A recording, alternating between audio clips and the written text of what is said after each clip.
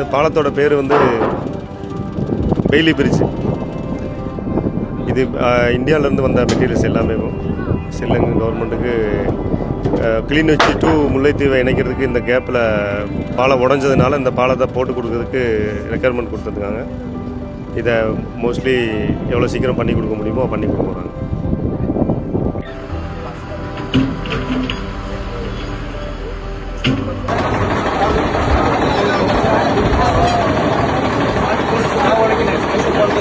Gracias.